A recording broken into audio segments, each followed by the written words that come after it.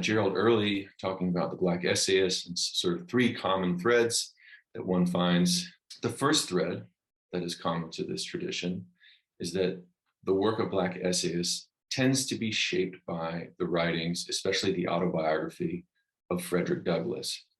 And essays in this tradition tend to have a heavily autobiographical character. And we definitely see this thread in Baldwin and Coates. Here are some passages where they're talking about the kind of autobiographical character of their work. And I'd like you to think about them when you're thinking about writing your own essay. Think about this passage in particular from Baldwin. He says, "One writes out of one thing only, one's own experience. Everything depends on how relentlessly one forces from this experience the last drop, sweet or bitter, it can possibly give." This really echoes something that I talked about in my introductory lecture about the essay, where Montaigne says that the essayist draws their authority not from learned scholarly work, but rather from their own experience. And here Baldwin is reiterating that point and deepening it and working in this tradition that draws heavily on autobiography. And you can see the same kind of idea reflected in what Coates says about his work. So here he's talking to his son. The you being addressed by Coates is always his son in the essay Between the World and Me. And he writes, "Your grandmother taught me to write, by which I mean not simply organizing a set of sentences into a series of paragraphs, but organizing them as a means of investigation.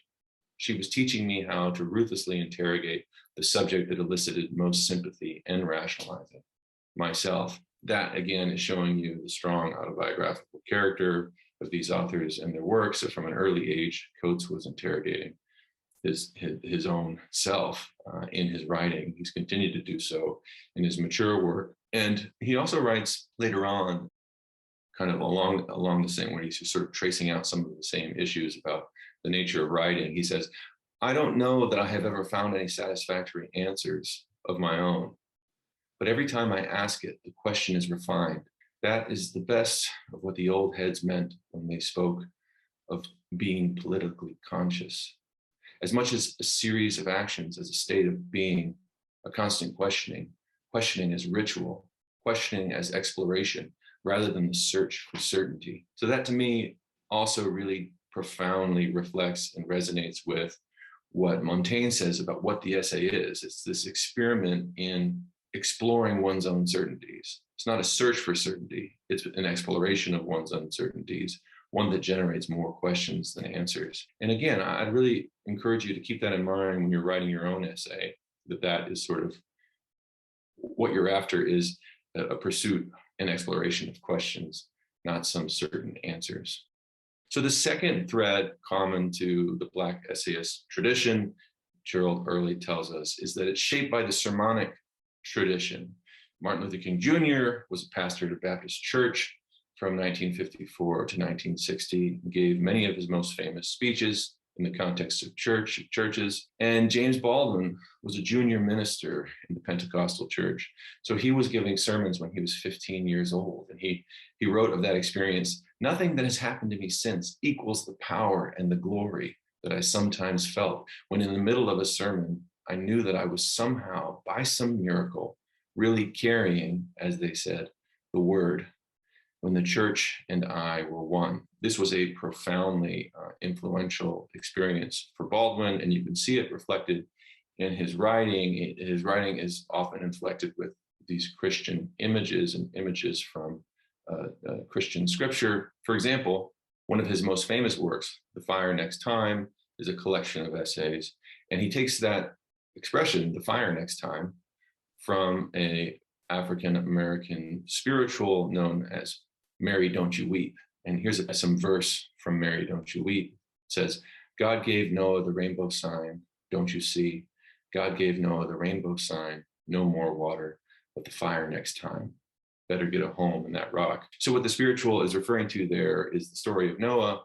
God destroyed the world with a flood. Noah saved part of the human and animal population by putting them on an ark. And then after the flood, God offered a rainbow as a sign that that would never happen again. But if you read the book of Peter, verses 3-7, you find it says, But by the same word, the heavens and the earth that now exist are reserved for fire and are being kept until the day of judgment and of the destruction of the ungodly people. So what you're seeing in the verse of that African-American spiritual was that, yes, God gave Noah the rainbow sign, that there wouldn't be another flood, that it says no more water, but the fire next time. Basically, everyone who doesn't have a home in that rock, who isn't saved by God, will end up being burned in an eternal fire. So the song, you see, has a kind of threatening character, and Baldwin is tapping into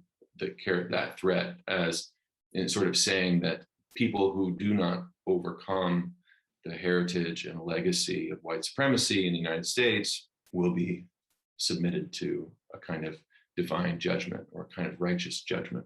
Finally, the third thread that Gerald Early identifies in this tradition is that Black essayists in the US cannot help but be anthropological. The place where they live never ceases to be a prison house of culture. They try to replicate nothing so much as the sound of other things, of language bouncing off the prison house walls. So this, I hope, reminds you of Jamaica Kincaid's essay and Joanna Romer's lecture, where she said Kincaid is kind of like an ethnographer. She's in the community of Antigua, observing it, but also trying to understand it the way a kind of anthropologist would.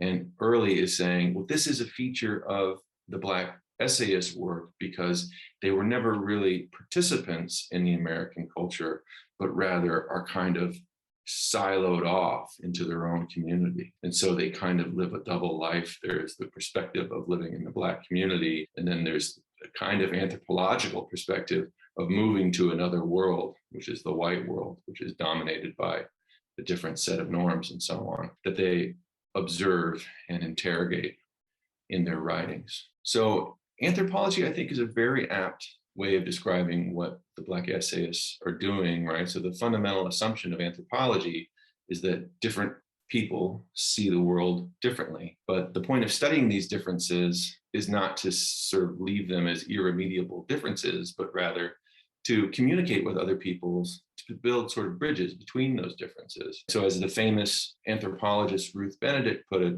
the purpose of anthropology is to make the world safe for human differences. And I think that's a good way of thinking about what the Black essayists are doing.